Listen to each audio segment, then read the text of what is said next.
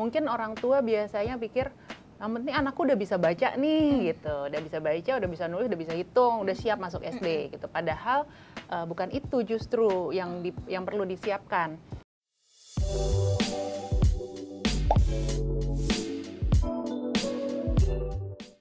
Oke Mamis, jadi kan orang tua ini sering banget bingung sama hal-hal detail mengenai anak-anak nih ya. Apalagi ketika anak udah memasuki jenjang sekolah. Suka bingung apalagi usia SD karena rentang sekolahnya cukup panjang ya, 6 tahun, dimana harus anak-anak itu dinyatakan untuk cukup siap. Nah, siapnya itu tuh seperti apa sih? Apakah dilihat dari usianya aja? Apakah juga ada skill-skill tertentu yang harus dimiliki oleh seorang anak? Nah, sekarang aku akan cari tahu lebih lanjut aja dari pakarnya langsung, yaitu Mbak Bingky Paramita, seorang psikolog pendidikan dari Rumah dan Delion. Halo Mbak Bingky. Halo Mamis. Kenalkan, saya Bingky Paramita, psikolog pendidikan dari Rumah dan Delion. Aku mau tanya nih Mbak, jadi usia berapa sih seorang anak itu dinyatakan siap untuk masuk SD? Oke, kalau dari pemerintah sebenarnya usia minimal masuk sekolah dasar itu usia antara 6 sampai 7 tahun. Sebaiknya tidak kurang dari itu. Kenapa? Karena di usia itu diharapkan anak sudah lebih matang. Kemampuan kognitifnya, sosial, emosional segalanya gitu. Yang dinyatakan matang itu seperti apa Mbak? Nah, jadi kalau misalnya kita bicara tentang siap sekolah, sekolah dasar ya, itu yang dilihat tuh sebenarnya cukup banyak sih Mbak aspeknya. Mungkin orang tua biasanya pikir, yang penting anakku udah bisa baca nih gitu, udah bisa baca, udah bisa nulis, udah bisa hitung, udah siap masuk SD gitu. Padahal bukan itu justru yang perlu disiapkan. Kita bahas ya satu-satu nih. Ada kesiapan motorik. Kesiapan motorik itu anak di usia SD diharapkan udah seperti apa sih? Dia bisa cukup kuat untuk bisa belajar, duduk, tenang dalam jangka waktu yang cukup lama. Artinya dia butuh ada kekuatan postural tubuhnya. Jadi ketika duduk itu dia sudah bisa. Karena itu juga membantu mereka untuk konsentrasi, untuk fokus pada tugas-tugasnya. Kemudian motorik halusnya dia juga udah bisa sudah cukup matang sehingga mengerjakan tugas-tugas di SD itu kan udah cukup banyak ya.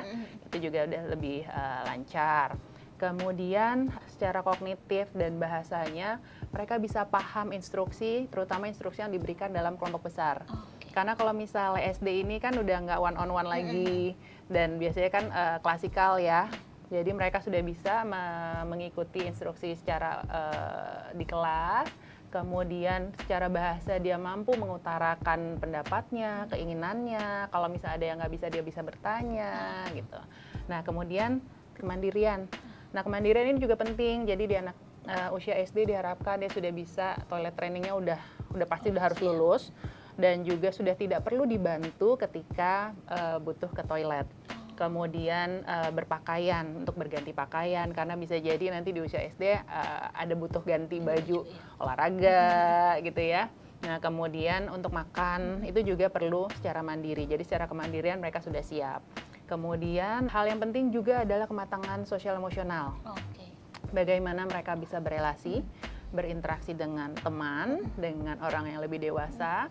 Bagaimana dia bisa mengelola emosinya ketika kalau tugas-tugas susah, apa yang harus dia lakukan, bagaimana dia mengelolanya, apakah ketika susah dia nggak mau ngambek gitu misalnya, atau dia justru kalau misalnya ada hal yang dia nggak sesuai dengan keinginan dia, apakah dia masih suka marah-marah gitu misalnya. Jadi kemampuan dia meregulasi emosinya itu juga perlu. Nah spesifik untuk motorik halus nih, tulis menulis, sejauh apa sih kemampuannya udah yang dikatakan cukup matang tuh seperti apa? Oke, motorik halus itu kan kekuatan otot ya, kekuatan otot tangan, kemudian juga ada koordinasi mata dan tangan. Sejauh apa mereka bisa misalnya menggambar, mengcopy tulisan. Kalau misalnya memang belum bisa menulis dari yang ada yang di pikirannya kemudian langsung nulis, masih nggak apa-apa. Tapi mereka bisa tahu nih misalnya menarik garisnya udah bener, atau misalnya ngikutin cari maze misalnya gitu ya. Nah itu sudah benar. Dan juga secara motorik sebenarnya kalau menulis itu motorik halus ini sebenarnya kan kita perlu yang bergerak tuh ini aja sebenarnya loh Mbak Reti. Tapi untuk anak-anak, kalau secara kekuatan otot tubuh motoriknya itu masih belum terlalu matang, belum terlalu optimal, mereka tuh bisa nulis atau gambar tuh sebadan-badan gerak semua. Karena kekuatan ototnya itu belum terlatih, sehingga itu kan gampang capek ya. Iya. Jadi kalau misalnya anak yang kalau misalnya nulis tuh masih gini nih, wah gitu kayak sebadan tuh gerak gitu. Nah itu dia akan cepat sekali capek, akhirnya nggak optimal nih belajar di sekolah. Padahal kan misalnya dia harus menulis cukup banyak misalnya ya. Gitu, makanya dia perlu dilatih lagi supaya penggunaan otot-otot dalam bekerja itu lebih efisien, lebih optimal. Jadi emang hanya bagian ini aja loh yang gerak, badan yang lain tuh bisa tenang gitu. Oke, ini ada perbedaan nggak Mbak antara laki-laki dan perempuan?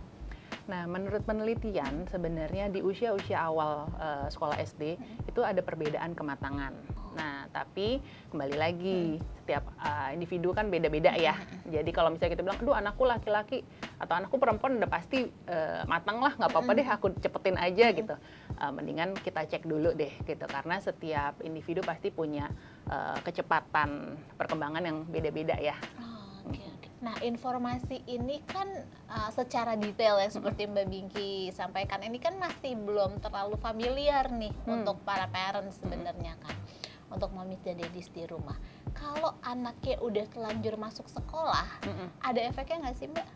Nah, kalau misalnya anaknya udah masuk sekolah, Ternyata kemudian belum siap, belum siap ya, yang terjadi biasanya anak akan kesulitan untuk mengejar, istilahnya mengejar apa yang diharapkan di sekolah nih, tugas-tugasnya atau kurikulum gitu ya, itu akan kesulitan. Dan kalau misalnya kesulitan itu berulang, anak tentu akan rasa capek, terus motivasinya juga makin menurun, dan dia juga bisa stres dan cemas ya gitu. Biasanya nanti akan semakin terlihat efeknya ini ketika di usia-usia di atas kelas 3, kelas 4, 5, 6 SD itu mulai semakin terlihat kendala-kendalanya gitu, makin karena mungkin terakumulasi ya dari kecil ya gitu. Oke, ini kendalanya nih akan dalam bentuk misalnya ketinggalan pelajaran atau secara emosionalnya yang mungkin kemampuan bersosialisasinya yang terganggu atau gimana? Bisa dua-duanya. Jadi dari dari pelajaran, karena tadi ya, karena dia udah merasa, aduh ini aku nggak bisa, kesulitan, motivasi juga rendah, akhirnya daya juang dia untuk ayo keep up target gitu ya, itu juga akan sulit gitu. Jadi memang akan ketinggalan, atau kayak istilahnya pelajaran kadang-kadang kan ada gap nih, ini belum bisa, tapi belum bisa segini. Nanti naik kelas karena yang ini tidak selesai, nanti makin nggak bisa, makin banyak. Jadi ketika udah makin kelasnya udah makin besar, makin banyak tuh, makin terasa deh ketertinggalan pelajarannya. Nah, cara emosional gimana? Cara emosional bisa jadi karena mereka akhirnya kesulitan, akhirnya menampilkan perilaku-perilaku yang tidak diharapkan di sekolah. Gitu. Akhirnya ada masalah perilaku kah, masalah emosi yang meledak kah di sekolah. Dan kalau dalam pertemanan bisa jadi juga karena dia merasa aku kok tinggalan ya gitu ya, jadi dia merasa nggak percaya diri, kemudian dia juga menjadi merasa tertinggal dari teman-teman yang lainnya. Dan bila sudah terjadi, apa yang bisa dilakukan sama orang tua? Oke, kalau memang ini sudah terjadi, kalau memang masih kecil nih kita lihat, aduh iya ya udah keburu lagi masuk SD ini sekarang gitu ya. Sedini mungkin kita identifikasi apa sih kekurangannya, apa sih yang perlu untuk kita bantu, itu akan lebih baik. Jadi pertama memang kita perlu identifikasi dulu di bagian mana nih anak ini kurang. Apakah kekurangan itu bisa kita bantu dengan stimulasi di rumah? Ya kita bantulah gitu semaksimal mungkin. Kemudian ini akan ada orang tua juga perlu untuk kerjasama dengan pihak sekolah, betul, karena mau nggak mau ini kan kerjasama para pihak ya. Kalau misalnya anak bersekolah ini nggak cuma anak sama guru aja gitu, tapi orang tua juga perlu. Nah, ketika orang tua di rumah melakukan intervensi sesuatu, sebaiknya guru juga tahu, sehingga di sekolah juga bisa bantu nih gitu. Oke, Mbak Bingki, terima kasih banyak untuk insight-nya. Mungkin ada satu tambahan. Kebetulan ini kan anak-anak yang ada di sekolah dasar mengalami 2 tahun kemarin masa-masa pandemi, di mana sekolah tingkat sebelumnya di TK-nya tidak seefisien. Kalau saya merasa tidak seefisien ketika anak-anak ini berangkat sekolah karena mereka menjalaninya secara online. Ada nggak sih tips untuk catch up-nya kemampuan-kemampuan anak-anak ini ketika di SD-nya supaya tidak terlalu bermasalah gitu?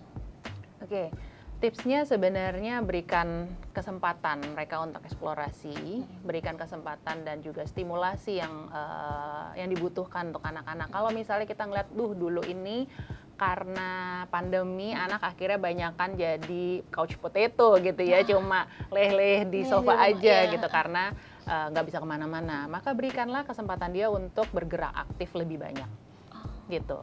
Kalau kesempatan yang hilang ketika itu adalah kesempatan bersosialisasi, maka berikan kesempatan sekarang untuk yuk kita kenalkan juga bergaul ke teman-teman sebaya, coba ke ke lingkungan misalnya nggak hanya sebaya tapi misalnya ke orang yang lebih tua, lebih muda gitu ya. Jadi berikan kesempatan dia atau exposure yang dulu memang nggak dapet nih, yuk kita kasih saat ini gitu. Jadi semoga juga dulu mungkin sempat hilang sedikit ya gitu, tapi ya nggak apa-apa, yuk kita berikan asalkan masih sesuai, maksudnya nggak berlebihan juga ya, wah dulu nggak bisa, ya pokoknya sekarang kita kejar banget gitu ya.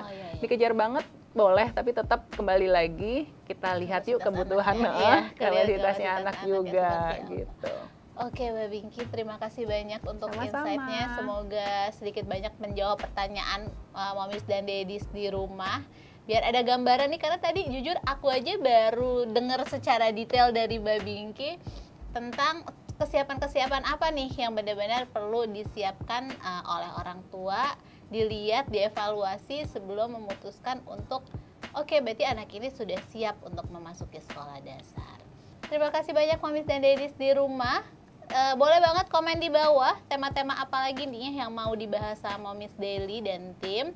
Nanti kita akan coba kulik dan kita akan bahas sesuai dengan yang requestan momis dan daddies di rumah. Jangan lupa untuk like, follow, subscribe, dan share semua YouTube Momis Daily supaya juga nggak ketinggalan update yang terbaru video-video dari Momis Daily. Sampai ketemu di lain kesempatan. Dadah!